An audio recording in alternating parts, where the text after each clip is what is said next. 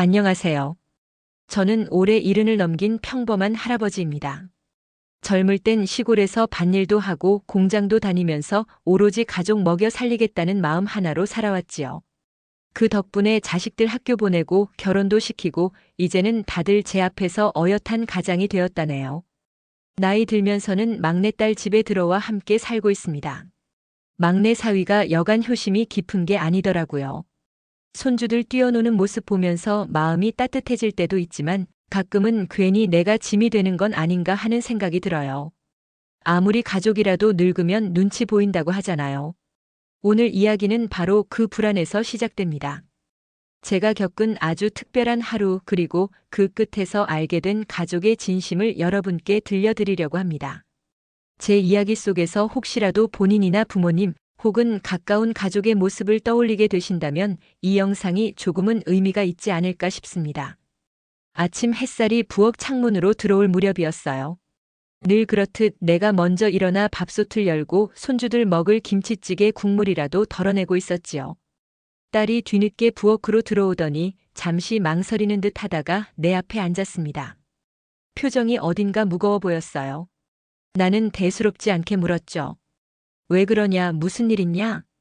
딸은 한참 동안 손가락만 만지작거리다가 마침내 입을 열었어요. 아버지 5년 동안 저희랑 같이 지내셨잖아요. 애들도 다 컸고 이제는 시골에 내려가셔서 혼자 계시는 게 어떨까 싶어요. 순간 내 귀에 들어온 말이 믿기지 않았습니다.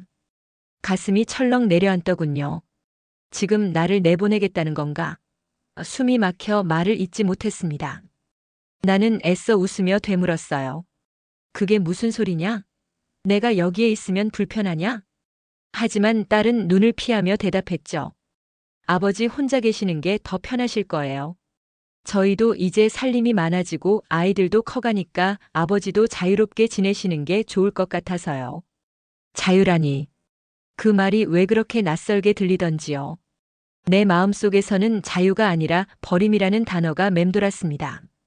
순간 머릿속이 하얘지면서 눈앞에 밥상이며 의자며 모든 게 흔들리는 것 같았어요. 이 집에서 함께했던 시간들이 한순간에 무너지는 느낌이었습니다. 나는 아무 말도 못하고 그저 밥숟가락만 만지작거렸습니다. 딸의 목소리는 여전히 차분했지만 내 귀에는 차갑게만 울렸습니다. 이제 나는 필요 없는 사람인가?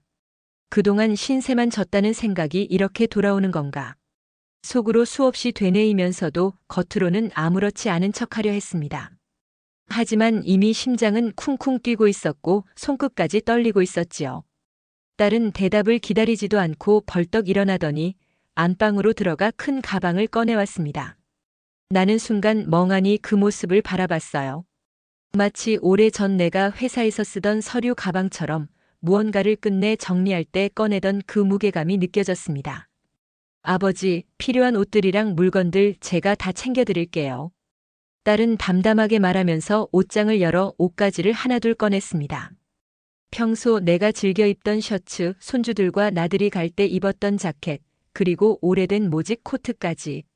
그 모든 게 차례대로 가방 속으로 들어가는 걸 보니 마치 내 삶이 접히고 정리되는 듯 했어요. 나는 괜히 시선을 피하며 방 안을 둘러봤습니다. 벽에 걸린 오래된 액자 속에는 먼저 간 아내와 함께 찍었던 결혼 사진이 걸려 있었지요. 여보, 나 이제 여기를 떠나야 하나 봐. 속으로 중얼거렸습니다.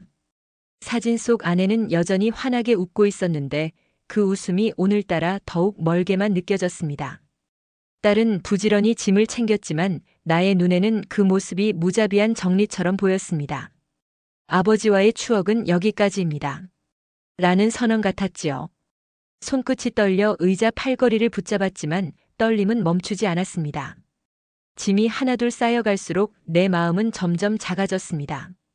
이 집에서 웃고 울며 살아온 세월이 전부 포장지에 묶여버리는 것 같았어요. 나는 말없이 딸의 손길을 지켜보며 머릿속으로만 되뇌었습니다.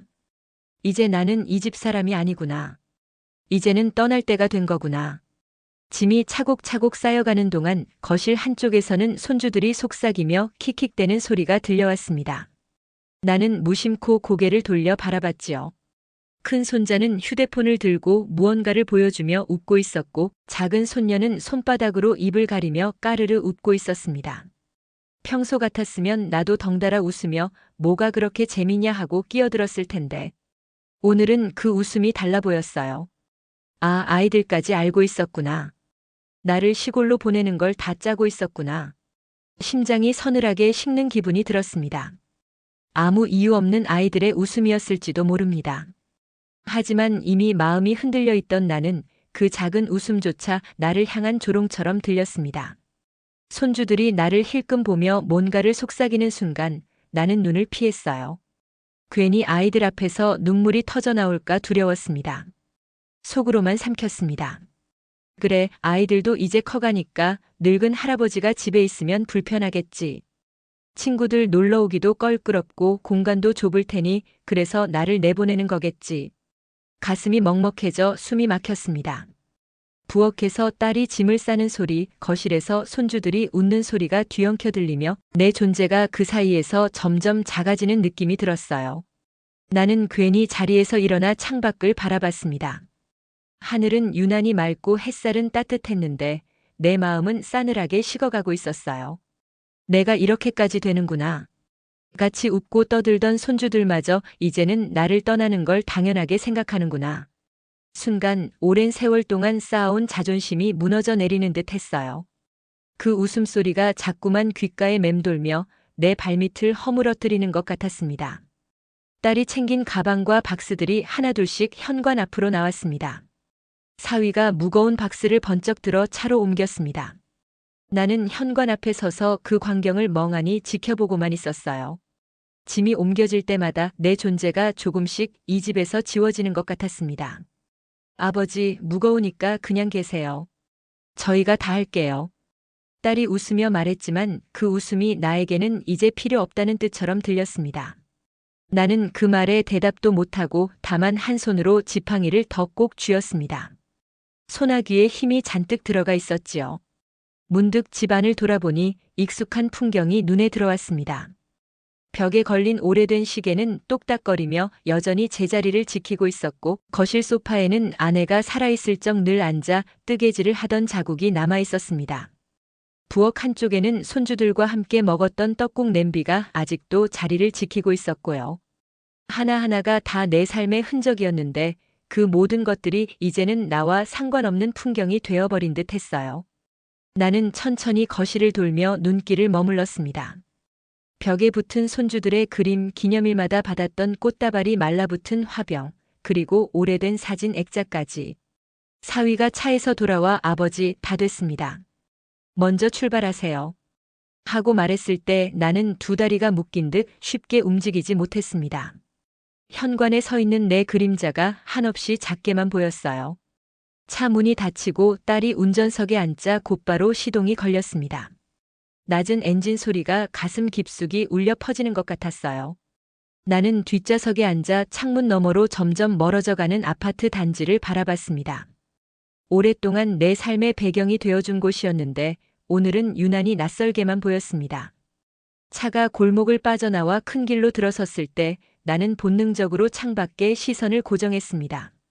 익숙한 슈퍼 간판, 매일 지나던 공원, 동네 약국까지 하나하나가 눈에 들어왔지만 오늘은 그 모든 것들이 나와 작별 인사를 하는 것처럼 보였어요. 가슴이 먹먹해져 숨을 고르려 했지만 잘 되지 않았습니다. 마치 내 안에서 무언가가 툭 끊어져 버린 듯 공허함이 밀려왔지요. 나는 창밖에 눈을 고정한 채 속으로만 중얼거렸습니다. 이제 혼자 살아야 하는 건가? 낯선 시골집에서 누구의 발자국 소리도 없는 그곳에서 오직 나 혼자. 딸은 운전에 집중하며 말을 아꼈습니다. 차 안에는 라디오 음악만 흘러나왔는데 그마저도 내 귀에는 허공의 잡음처럼 들렸습니다. 손에 쥔 지팡이가 축축해져 있더군요. 땀인지 눈물인지 모르게 손바닥이 젖어 있었습니다. 나는 지팡이를 더 세게 움켜쥐며 애써 마음을 다잡으려 했지만 심장은 자꾸 빨라졌습니다. 나를 버리려는 건 아니겠지.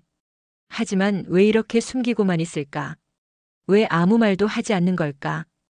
그 의문이 나를 더 옥죄었습니다. 차가 한참 달리다 고속도로 휴게소에 멈춰 섰습니다. 딸이 핸들을 돌려 주차하더니 내 쪽을 돌아보며 말했어요. 아버지, 잠깐 여기서 쉬었다 갈게요. 남편하고 애들은 먼저 가 있을 거예요. 저희는 조금 늦게 도착하는 게 낫겠어요. 나는 고개만 끄덕였지만 속으로는 또 다른 의문이 피어올랐습니다. 왜 굳이 시간을 끄는 걸까? 뭘 준비하고 있나? 아니면 나를 보내는 자리를 정리할 시간이 필요해서 그런 건가? 머릿속이 복잡해졌습니다. 딸은 커피를 사러 간다며 내려갔고 나는 혼자 차 안에 남아 창밖을 바라봤습니다. 휴게소에는 여행객들이 웃으며 기념사진을 찍고 있었고 젊은 부부들은 아이 손을 잡고 분주히 걸어 다녔습니다. 그 활기찬 모습이 오히려 나를 더 초라하게 만들었어요. 잠시 후 딸이 커피와 빵을 들고 돌아왔습니다. 내게 종이컵을 건네며 태연하게 말했지요. 아버지, 사실 이번 일은 오빠, 언니들도 다 알고 있어요. 다들 동의했어요. 그 말이 내 귀에 들어오는 순간 머리가 띵 울리며 온몸에서 힘이 빠져나갔습니다. 다 알았다니, 다들 동의했다니 나는 속으로만 되뇌며 컵을 떨어뜨릴 뻔했습니다. 결국 자식 여섯이 한마음으로 나를 내보내기로 한 거였구나. 그제야 모든 게 퍼즐처럼 맞춰졌습니다. 딸이 짐을 싸던 이유, 사위가 말없이 짐을 나르던 모습, 손주들의 수상한 웃음까지. 모두가 알고도 모른 척한 거였구나. 나는 억지로 빵을 한 입 베어 물었지만 목구멍이 막혀 삼킬 수가 없었습니다. 씹는 내내 입안이 모래알처럼 거칠게만 느껴졌습니다. 결국 나는 필요 없는 사람이구나. 이제는 아이들의 삶에서 완전히 지워지는구나. 그 절망이 가슴 깊숙이 내려앉아 숨조차 제대로 쉬기 힘들었어요. 커피를 억지로 삼키며 멍하니 앉아 있는데 갑자기 딸의 핸드폰이 울렸습니다. 화면을 힐끔 보니 발신자가 큰오빠로 찍혀 있었어요. 딸은 황급히 전화를 받으며 차문을 살짝 열고 밖으로 나갔습니다. 네, 오빠. 지금 아버지 모시고 내려가고 있어요. 네, 아주 좋아하시고 기뻐하세요. 아주 너무 신나하세요. 그 말을 듣는 순간 내 귓가가 쿵 하고 막히는 듯 했습니다. 방금 전까지 말 한마디 없이 창밖만 바라보던 내가 언제 웃고 기뻐했단 말인가. 손에 든 종이컵이 덜덜 떨리며 커피가 흘러내렸습니다. 딸은 한참을 통화하다가 전화를 끊고 다시 차 안으로 들어왔습니다. 나는 애써 평정을 가장하며 물었지요. 누구 전화였냐? 딸은 잠시 멈칫하더니 태연한 얼굴로 답했습니다. 큰오빠요. 별일 아니에요. 그 짧은 대답이 오히려 나를 더 깊은 구렁텅이로 밀어넣었습니다. 평소라면 사소한 얘기도 길게 늘어놓던 딸이 왜 이렇게 단답으로 넘어가는 걸까? 분명 무언가 숨기고 있구나. 나는 가슴 깊숙이 쌓인 의심을 더 이상 누를 수 없었습니다. 그래, 이제는 확실하다. 다들 짜고 나를 보내는 거다. 웃는다고 거짓말까지 하다니 이 정도면 이미 나를 삶에서 지워버린 거지. 차 안 공기가 갑자기 무겁게 느껴졌습니다. 숨을 들이쉴 때마다 가슴이 조여왔습니다. 딸은 다시 운전석에 앉아 시동을 걸었지만 나는 더 이상 눈을 마주치고 싶지 않아 창밖으로 고개를 돌렸습니다. 휴게소를 떠나는 차창 밖 풍경이 흐려졌습니다. 눈시울이 뜨겁게 달아오르며 시야가 번져 보였거든요. 휴게소를 벗어나 다시 고속도로에 올랐습니다. 차 안은 정막 그 자체였어요. 라디오에서 흘러나오는 음악마저 귀에 들어오지 않았습니다. 나는 뒷좌석에 앉아 눈을 감았지만 마음속은 오히려 더 시끄러웠습니다. 앞으로의 내 삶은 어떤 모습일까? 생각이 꼬리를 물고 이어졌습니다. 아침이면 삐걱거리는 대문 소리와 함께 혼자 일어나 밥상에 국 하나 올려놓고 조용한 방에서 혼자 밥을 삼키는 내 모습. 저녁이면 누구의 목소리도 없는 시골집 마루에 홀로 앉아 텅 빈 하늘을 바라보다 잠드는 내 모습. 그 장면들이 너무도 생생하게 그려졌습니다. 나는 창밖 풍경을 바라봤습니다.